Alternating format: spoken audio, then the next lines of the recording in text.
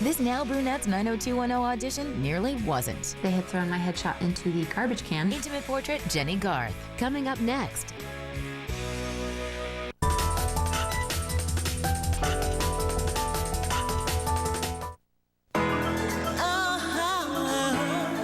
Next on Lifetime's Intimate Portrait.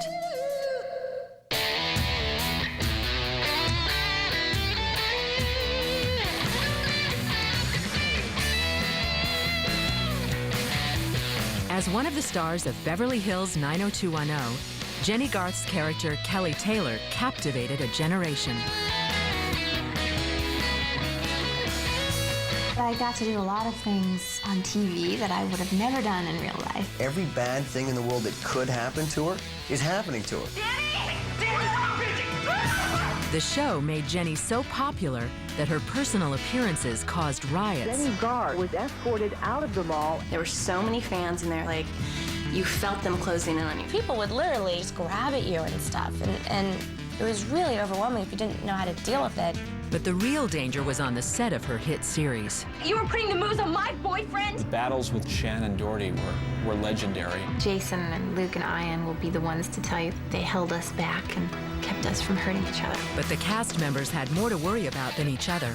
Hollywood offered a variety of temptations and dangers. I don't really feel like I quite fit into that world. It's not as appealing as you first would think.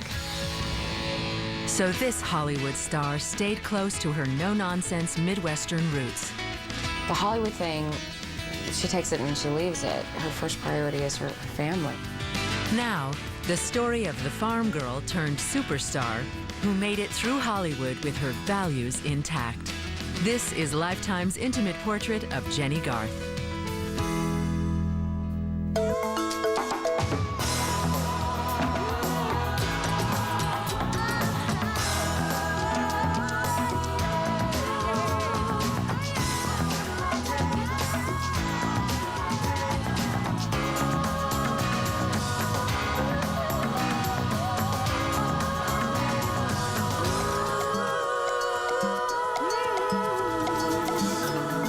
Lifetime's Intimate Portrait, hosted by Meredith Vieira.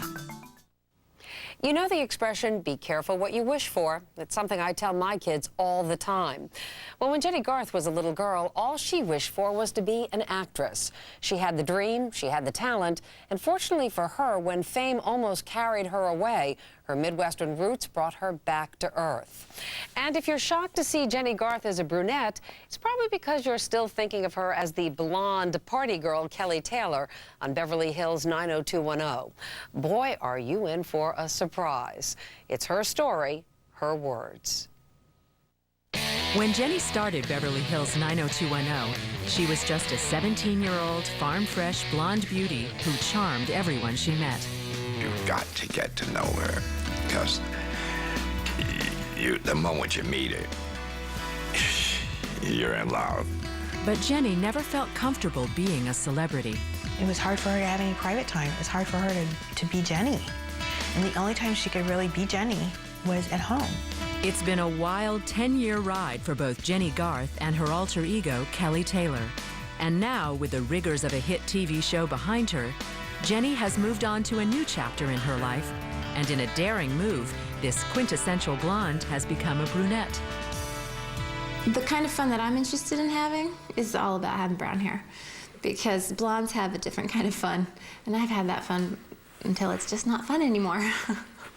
This natural blonde's journey began on April 3rd, 1972 in Urbana, Illinois, a sleepy farming community located 2.5 hours south of Chicago. Jennifer Eve Garth was the first child of John and Carolyn Garth's second marriage. Just like the Brady Bunch, each parent had brought 3 children with them from their first marriage to create a blended family. About 1.5 years after we were married, we had Jennie. She was really the piece that sort of bonded these two families together. I had 4 sisters and 2 brothers, so it was his, hers, and ours. And I was raised with my 3 sisters, Lisa, Cammie, and Wendy.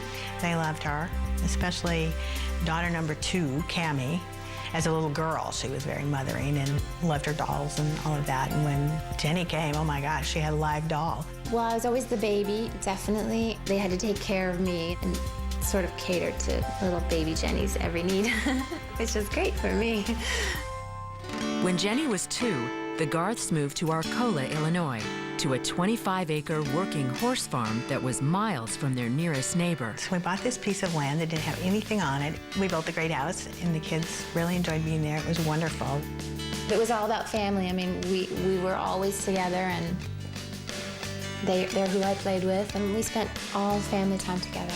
I had to have my close family around. I didn't like when other people would come around so much because I felt like, you know, they would take their attention away, or I liked it to be very intimate. The Garth family also included an incredible array of animals. Jennie grew up surrounded by dogs, cats, rabbits, pigs, goats, and most of all, horses. My father raised Tennessee walking horses, and we had a boarding stable where people were always coming and they all had horses. I had a pony named Chocolate, and I could ride him all by myself, you know, at 2 or 3. That's what you did every day. You played with your horse. My horse was probably my best friend. Part of the fun of being around horses was sharing special time with her father, John, something they still do to this day. But this father and daughter duo also shares something else, a birthday. Take her swimming. Carolyn waited until my birthday to deliver her, and so she was a birthday present to me. And when he would come home for his lunchtime, he would curl up in his Barco lounger after lunch and give Jennie her bottle and put her on his tummy. And they'd both go to sleep there and take a nap. We were very close when I was little. We would spend a lot of special time together. My dad was sort of like this big, like, hero. He was, you know, just this great man, you know, to me. While Jennie's dad may have been her hero, he couldn't save her from doing her chores on the farm. One of the chores is really gross. I had to, you know, clean out the horse stalls, the poop, you know? So finally I just said, you know what, I can't do this, and I cried and I got out of it. So from that point on, I realized, oh, if I just cry, then someone will come to my rescue. When Jennie was 5, she got her first taste of show business. A local farmer asked Carolyn if Jennie would be willing to pose for an ad for his seed corn. Cammie had her all done up to the nines in the brand new crispy pair of bib overalls and the perfect little ribbons in her braids and not a hair out of place. And we get her almost there, and I don't know if she was nervous or she just got sick or what happened, but she threw up all over her clothes. So I threw up everywhere. Then they made me do it anyway, and they stuck me in front of the corn. I like that corn pamphlet. I'm pretty proud of it, too. In the fall of 1981, when Jennie was 9, her perfect little world came crashing down. Her father suffered a serious heart attack. That was the turning point in my life, my sister's lives, my mom's life, my dad's life. So then they said they needed to do a heart surgery, an open heart, and they were fairly new then. And he was in really bad shape, and they said that was the only thing that they could do. And I remember my mom took me in, and I took his hand. The nurse, you know, I was afraid to touch him or get too close to him, and the nurse said, you can touch his hand, you know, let him know that you're here. And I took his hand, and I kissed him on the hand. John recovered from the surgery, but it was soon clear that he was no longer physically capable of taking care of the family farm. My dad wasn't my dad anymore, the way he was, and it couldn't have changed more because it was incredibly traumatic to him, to his body, to his mind, his spirit, everything. And it seemed like I lost a lot of control in my life. So we sort of had a family meeting and decided that the cold weather is really bad for John. And so we decided that we would go to a warmer climate. So the Garths sold the family farm and moved west to Phoenix, Arizona, leaving Jennie's sister Cammie behind. She had just gotten married and had already started her little family, and they were going to stay there with his family. So that was the weirdest thing, like leaving her. I don't think the reality hit me until the day that they drove away with the convoy of horse trailers to boats to moving vans to their automobiles. It was just so surreal. Like, it's just the weirdest thing now. leaving that life behind, you know. We just picked up and left it behind. Coming up next, Jennie's chance at stardom almost gets trashed. They had thrown my headshot into the garbage can. And later, Jennie fights back when tempers explode on the set of 90210. Go to hell. I think that a lot of people just back down, and Jennie wasn't about to back down at all when it came to Shannon. When Lifetime's Intimate Portrait continues. We now return to Lifetime's Intimate Portrait of Jennie Garth. Jennie Garth had a picture-perfect childhood growing up on a horse farm in rural Illinois. But in 1981, 9-year-old Jennie's life changed forever when her father, John, suffered a massive heart attack. When he recovered, the family decided to move to the healing climate of Phoenix, Arizona. If Phoenix was good for her father's well-being, it was even better for Jennie's. She went and made a whole new set of friends, did really well with grades, made student council, cheerleading, band, all in the first month of this brand new place she lived. I learned about being popular and wearing the right clothes and doing all those silly things that you do when you're that age. The things I would wear to school, I would wear high heels to school, you know, big, it was ugly. In addition to her newfound popularity at school, other doors were opening for 12-year-old Jennie, too. My mom and I thought, oh, I'll try modeling. I ended up getting like a modeling card, and you put your pictures on it and send it out, and had an agent, a modeling agent. Soon, Jennie was appearing in newspaper ads for a local department store, as well as gracing the pages of a band uniform catalog. The most hideous things you could ever imagine wearing in your life, but we made them look good. Jennie also started taking dance lessons, and for a while dreamed of becoming a professional dancer, along with her new best friend, Rhonda. She always wanted people to test themselves and see how far you can go, because that's what she was always willing to do. And then she got into dance, and so she encouraged me to. And every time she did something new, I tried it too. I thought I was the best dancer. I sucked. But my mom will tell you that I was, magnificent. One day, on a whim, 14-year-old Jennie decided to enter a local beauty contest. My mom and I jumped right in there and gave it our best shot with the hairspray and the big dress and the talent part. Hi, my name is Jennie Garth. I'm 14 years old, and I'm a freshman at Greenway High School. She had a little dance that she did, and as soon as it was over, she loaded up her stuff, and we are headed out the back door when they call her name. She had no intention of winning this thing. Jennie Garth! It was a crowning moment for Jennie, and she advanced to the state finals. She didn't win, but she did catch the eye of one of the judges. We were watching Jennie, and my wife said to me, there's something about her that's really interesting. She's really pretty, but there's something unique and something different. And I studied her and realized she was really right. She had a very sweet, open, vulnerable quality to her, and very real and very natural. He was from Los Angeles and was a business manager, and he wanted to talk to me about Jennie. I went, yeah, right. He said, have you ever acted? And I said, no. And he said, well, my wife, thinks you have a great look, and maybe if you ever come out to LA, here's my card. At Randy's urging, Jennie started taking acting lessons in Phoenix with acting coach Gene Fowler. My first impression was, here's this great-looking girl, very natural, very bright, very curious, very willing, and just a lot of fun. When I was a child, it was an escape, I guess, from the real world. She was self-conscious a little bit about physically expressing herself with a script, and so those were some of the things we worked on. Thou hast heard me speak tonight. Fain would I dwell on form. Fain. She would hand me some paper and put the camera in front of me, and we'd kind of play around, and I'd read the lines. Hi, I'm Jennie Garth. Gene started sending the tapes to Randy in Hollywood for his critique. The first tape that I saw was not particularly good. Well, you can when it's this one. We're at the Black Hawk bacon. You just look at it, and you know it's going to taste great. As the tapes... Or 20 started coming to me, though, on a regular basis, it was really a fascinating progression that I was seeing. I think acting was something new, and I think she was very curious and kind of excited about, you know, what Randy James saw in her. I'm scared. I don't want to be without you. After a few months, I was looking at these scenes she was doing, and I was thinking, you know what? She's as good as a lot of the actresses that are out here working right now.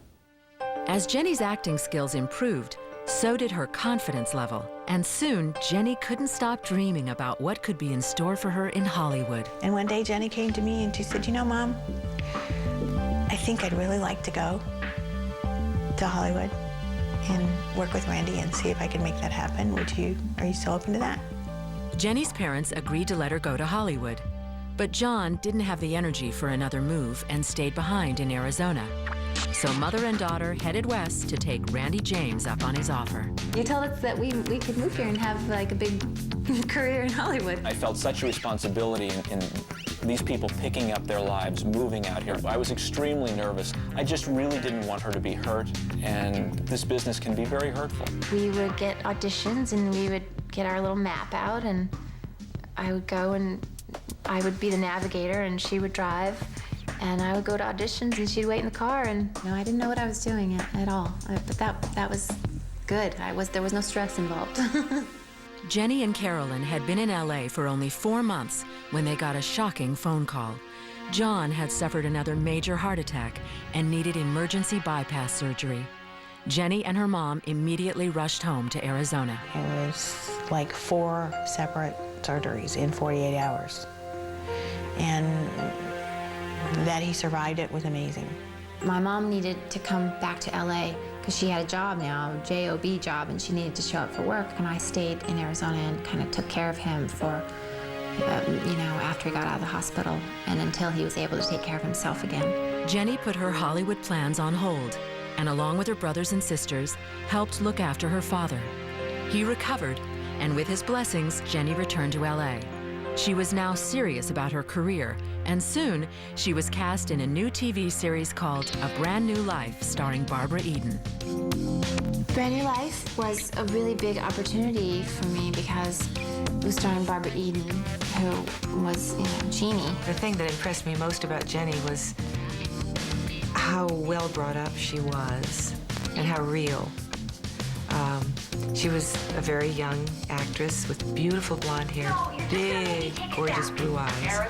She was just a nice kid, well brought up, well-mannered, and I appreciated that. Working with Barbara was a great experience. She taught me a lot about being professional. She taught me a lot about the technical aspects of working in television.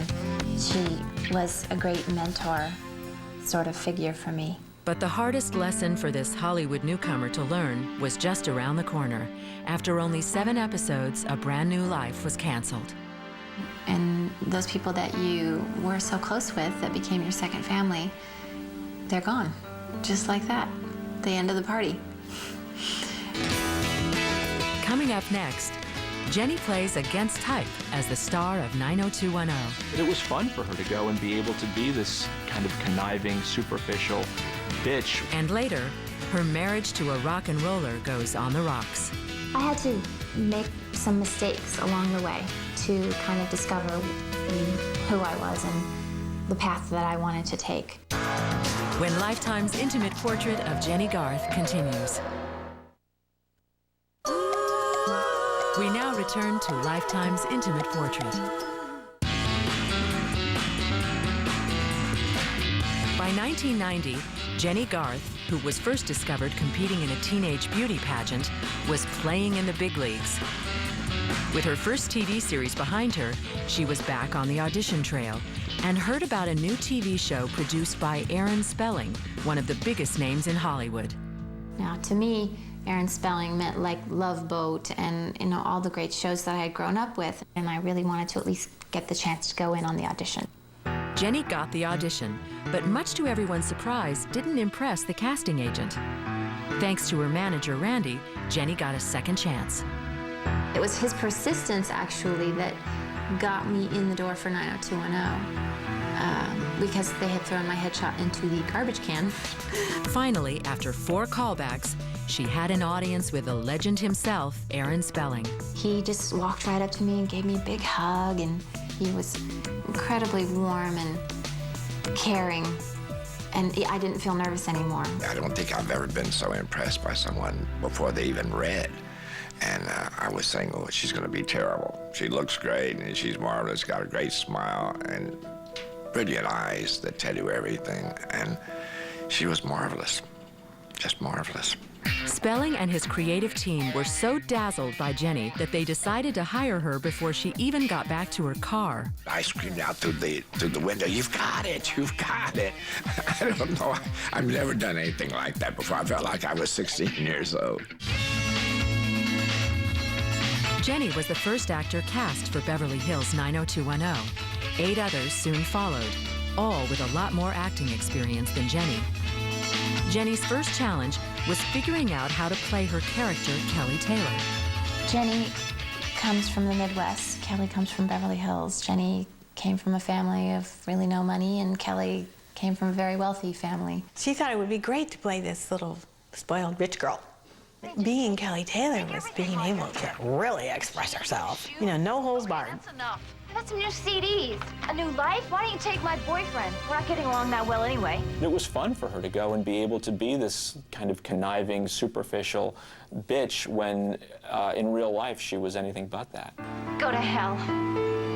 I sort of thought about all the cruel girls, you know, in high school and all the things that I had to endure as a young person, and put them together and made Kelly Taylor. Brenda, what? After you started going out with Dylan, I tried to get a date with him. What? As early as the first season, Jennie brought a surprising depth and range to her character, and soon, writers were creating storylines that matched Jennie's acting abilities. Okay, thanks for coming. Now, bye-bye. See you later. Early on, she dealt with date rape. And one night, after some game, everybody was getting drunk. She tapped into an emotional level that I hadn't seen her tap into before as an actress. He kept saying, "Come on, Kel. I know you want it. I know you want it, Kelly." And I watched her deliver that monologue, and I just remember thinking, wow, she's a star. She is a star. And I did.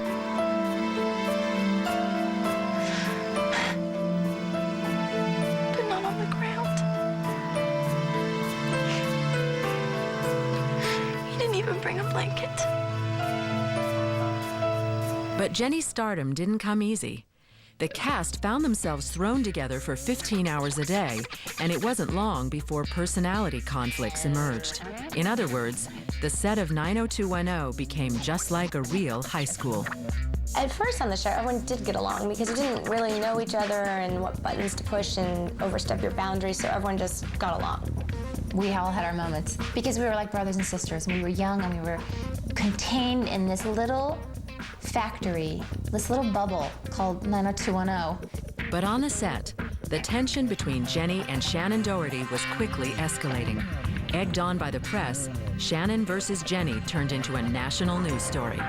Shannon had just been in quite a successful movie, a film called Heathers. And I think that she came onto the set with the impression that she was the star of the show, and she wanted to establish that control and that power structure early on. We were two, you know, girls on the same show, and there was a lot of competition between us. You know, I thought after what you said, you would understand. What? Understand that you were putting the moves on my boyfriend? For the most part, they really didn't get along. And the remarkable thing was, watching the show, they were supposed to be best friends, and I could never tell from Jennie's part that anything was ever wrong. So if there's anything I can do to help or whatever. Well, if you're offering to help me rehearse, I'd love it. You would? She and I probably competed for the writing. We competed for the clothing. Every single element, down to competed for the attention of Tori. I just felt so bad for Jen that I was always like caught in the middle, being her friend, Shannon's friend, and that I wasn't more sympathetic to what was going on with her. One time we almost fought, and you know, Jason and Luke and Ian will be the ones to tell you that they held us back and kept us from hurting each other. Yeah, there were a couple of times that Jenny and Shannon wanted to get at each other. Yeah. Luke and I were always great peacekeepers. Oh, they loved it. No, they would always love a good fight, you know? Add a little excitement to the day. Shannon's bark is much worse than her bite, but because her bark is so loud, I think that a lot of people just back down, and Jenny wasn't about to back down at all. While tempers on the set continued to flare, 90210's popularity started to soar, and soon, Jenny and the rest of the cast found themselves some of the most famous people in the world. No one knew who we were, and then all of a sudden, everyone in the world knew who we were, and I'm not exaggerating. It was the weirdest thing.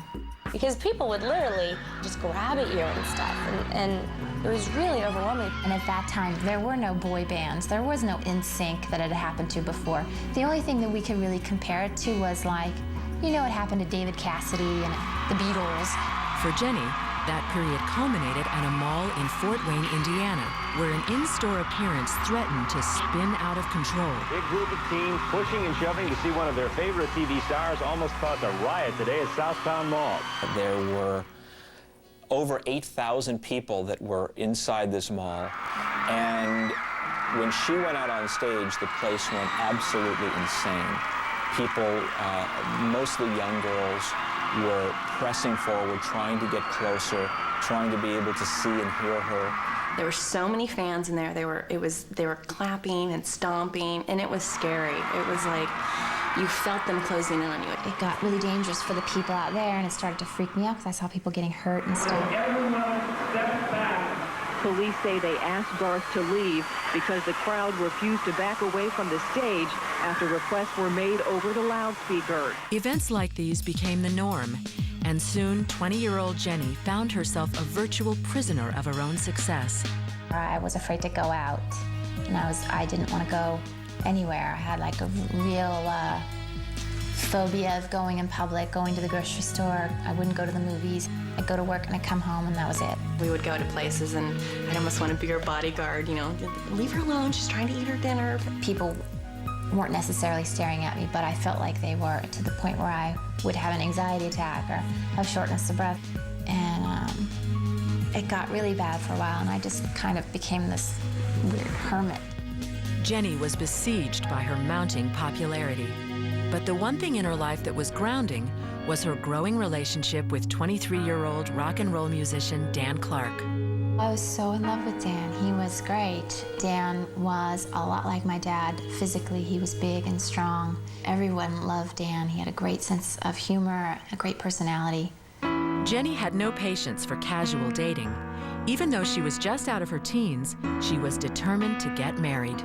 I wanted to get married so that my dad could walk me down the aisle, and I wanted him to be alive to do that. So Jenny and Dan were married on April 16th, 1994, in a private ceremony in Beverly Hills. I ran down the aisle with him as soon as possible because things were so crazy. I needed some sort of stability in my life, and I found it in him.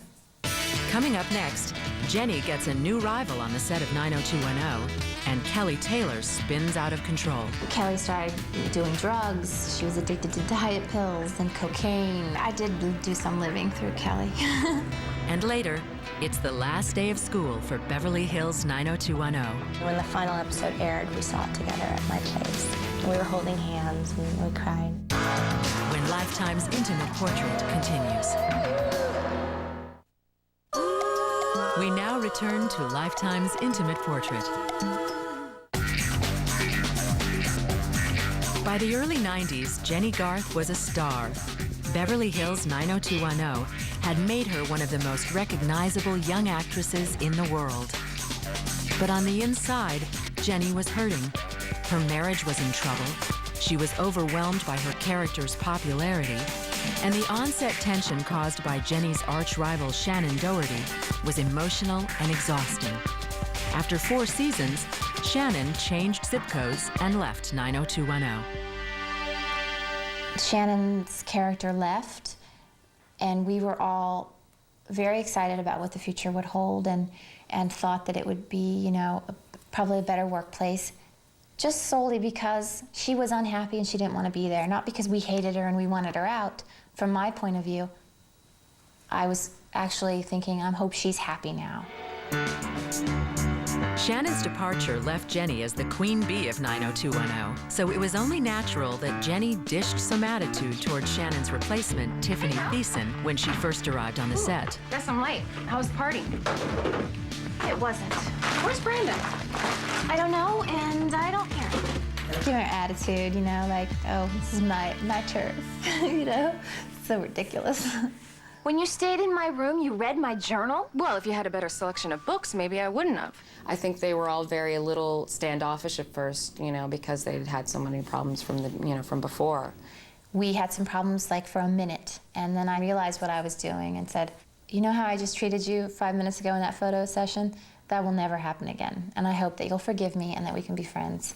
And from that moment on, we've been what we are now, best friends. And it was a very big moment for me, like transitioning into probably more of an adult way of dealing with things. Life on the set was now much less stressful, but at home it was a different story. Jennie and Dan's marriage was in trouble. I had to make some mistakes along the way to kind of discover who I was and the path that I wanted to take. Jennie and Dan decided to separate, and Jennie felt more alone than ever. It was at that dark moment that she realized what was missing from her life, her family. So she moved her parents from Arizona to a ranch outside of Santa Barbara and vowed never to let her family be so far away again. We bought a ranch where we have horses and goats and dogs and chickens and everything that we had. So I kind of recreated my childhood, and my parents were all for it, and they were great. But while Jennie was grounding herself, her alter ego, Kelly Taylor, was spinning more and more out of control. By the time 90210 was entering its 7th season, Jennie was experiencing far more on camera than she was off camera. Get out of here. I think that I got to do a lot of things on TV that I would have never done in real life. Every bad thing in the world that could happen to her is happening to her. I was raped. I don't have an eating disorder. I'm pregnant. Kelly started doing drugs. Another bump? Are you kidding? I'm already flying. She was addicted to diet pills and cocaine. You know, you're really a selfish bitch, you know that? It was my money that bought it. That makes it my stash. I did do some living through Kelly. Don't tell me what to do. Over the years, Kelly Taylor evolved. She became less conniving and more compassionate. In other words, Kelly began to be more like Jennie. What are you doing? Preserving a memory. You're gonna be with us for a long time, but I want this picture. When the writers and Aaron got to know me, they realized that they could add some of those parts and make Kelly, you know, a much more interesting character. What do you think I am, some sort of psychotic? In 1996, during the Christmas hiatus of 90210, Jennie starred in a movie of the week called An Unfinished Affair. In addition to starring, Jennie was also the executive producer of the film, and it was her job to cast the actor that would play her lover. And I was sent a tape of an actor that had come from New York, and his name was Peter Facinelli, and I thought he was perfect for the role. I'm not really good at this, but if you want, maybe we could go out sometime. Give me your hand. Within days after meeting Peter on the set, Jennie knew she had cast the perfect love interest for herself in real life, too. It was Peter who showed Jennie how to stop being afraid and enjoy life again. Jennie's hermit phase was over. The thing that attracted me most to Peter from the very beginning was his passion for everything. His passion for acting, his passion for life and for change and for growth. She was just so alive and so crazy and so excited and happy, and I hadn't seen her like that for so long. When Jennie got home from the set of An Unfinished Affair, she set out to tie up the loose ends in her personal life. She finalized her divorce from Dan and began to explore a life with Peter. I knew it was right because I could see it in her face. They were like little kids, just completely in love, and my feeling is that's the way it should be. Peter, I think, really was looking for the same kind of stability, was looking for a partner, was not threatened in any way by Jennie's success. Peter and I were crazy, crazy in love, just like inseparable from very early on. The following summer, Jennie took off to Ireland to make her first feature film, My Brother's War. But before she left, she and Peter got some unexpected news. Jennie was pregnant. It certainly wasn't something that was planned, but I totally embraced it from the moment I heard the words. I am a true believer that everything happens for a reason. So I knew that that was happening for a reason. She said, I can afford to have this baby. I will be an amazing mother. If I have to do this alone, I can do this alone because I'm not alone. I have you and Dad and my sisters and all the support. And I said, absolutely. I called in some people from the set, talked to them and said, you know, I love her, but we've got to protect her. And we protected her with camera angles, with clothes, with everything. I had the distinct pleasure of directing the last episode we did, and Jennie was 7 months pregnant. I had her shopping in a shopping mall, so of course I just had her carrying, like, you know, 8 shopping bags right in front. Looked a little strange, but it hid the baby. They were also supportive and great and surrounded me with that kind of love and support that I needed at that time. Just ahead on Intimate Portrait, when a baby is born to 2 actors, it's not without a little drama. It's so Hollywood. I was on my cell phone while I was delivering a baby. When Lifetime's Intimate Portrait continues. We now return to Lifetime's Intimate Portrait of Jennie Garth. By the late 1990s, Jennie Garth, the girl who always valued family above all, was finally surrounded by hers again. But as she prepared to give birth, the picture was not entirely perfect. Peter was on location in Texas filming a movie. He planned to make it back by Jennie's due date, but their baby had other ideas. And I got this little phone call, Mom, I think you need to come over. And sure enough, I needed to come over. We went straight away to the hospital, called her buddy, Brian, to find Peter, however he could find him, in the boonies in Texas. Once Peter got word, he made a mad dash home. While changing planes, he called Jennie, only to find out that their baby wasn't going to wait another second. And he talked me through the whole thing on the phone, and it was so Hollywood. I was on my cell phone while I was delivering a baby. She came out, she was healthy, she cried, and he knew that we were both okay. And at that moment, my cell phone battery expired, and I lost him. He was gone. And then an hour later, he came running in, you know. Jennie and Peter's daughter, Luca Bella Facinelli, was welcomed into the world on June 22nd, 1997. Luca Bella, her name means beautiful light in Italian. It's just so perfect for her because Jennie just transformed before my eyes. Jennie's plate had never been fuller. A new baby, a flourishing relationship, and the pressures of the production schedule at 90210. That was a lot to handle for us, being young in the relationship and being young in general. Jennie insisted on being a full-time, hands-on mom. So for her first 2 years, Luca Bella was a regular on the set of 90210. You say 90210? It would have been so easy to just get 2 nannies and leave the kid at home and go to work, you know, but she didn't do that. She didn't take the easy road, and she knew what was right, and she knew what she wanted to do for her daughter. In the spring of 2000, Beverly Hills 90210 went off the air after an incredible 10-year run. For Jennie, saying goodbye to Kelly Taylor left her with a deep sense of loss. It'll always be a part of my life, part of who I am. It was very sad because we were saying goodbye to what was our family for the past 10 years. And that's a long time in show business years.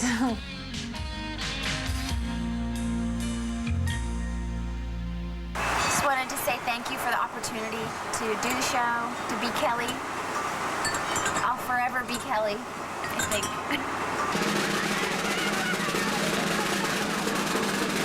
90210 might have ended, but it was now time for a new beginning, and Jennie and Peter started to contemplate marriage. And Peter always would say, If you want to sail across the ocean, you have to make sure that your boat is strong enough to survive the journey. We took a good couple of years to really spend the time putting our boat together, making our foundation solid so that we could create a stable family for our child. With their boat now ready to set sail, Jennie and Peter were married on January 20th, 2001, in a century-old Catholic mission near Santa Barbara, California. When the doors opened to the church and just seeing all surrounded by so many people that I love and Peter loves, I just burst into tears, and I walked the whole way down the aisle crying. And it was wonderful. It was a good cry. Just to have him there, he was healthy, he was happy, he was supportive of this marriage. I felt that he was really there, you know, my dad. I felt more comfortable this time than I did the first time. But I don't think fathers want their daughters to get married near as much as mothers want their daughters to get married. I can remember every detail of it, and standing there and seeing them look at each other. I, Jennie. She was crying the whole time, and I was so worried she was going to mess up her makeup. But she was just so happy. I now declare you to be husband and wife, and you may kiss the bride.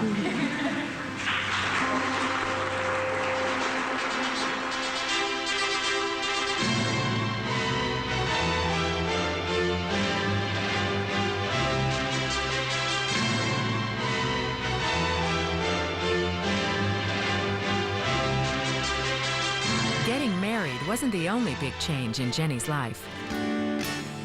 The end of 90210's grueling production schedule gave Jennie a gift she'd never had as an adult: free time. And she's enjoying every minute of it. The part about writing that I like is, well, I like to do her hair and stuff. I like to braid her hair and brush her. In the arena, I like training her, like an hour, and then maybe go out on the trail for a while. I could never work again and be so happy. That's, you know, that's how happy I am, that it's so secondary to my happiness right now, my career. Although I do miss acting, and, you know, I love to act, so that's part of me that I'll always have to fulfill in some way. Jennie's future is as unlimited as it's always been.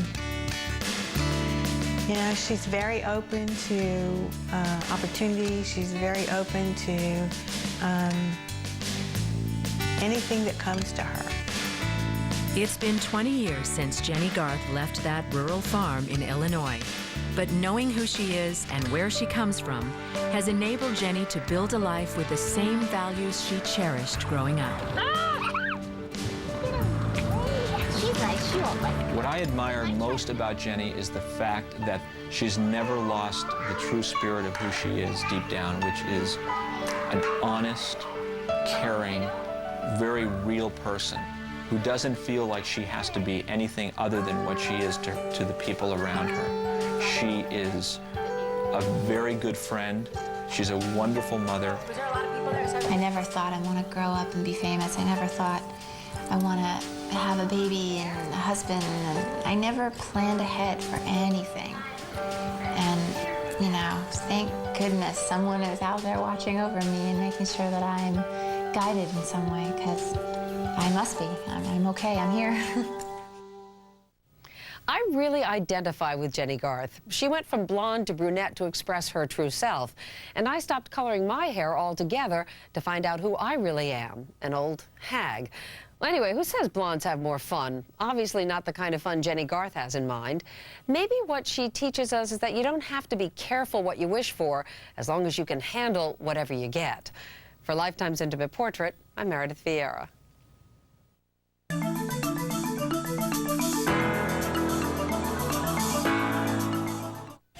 At 7 tomorrow, a teenage Nancy McKeon got a crash course on the facts of life. I went in there and I just started to cry.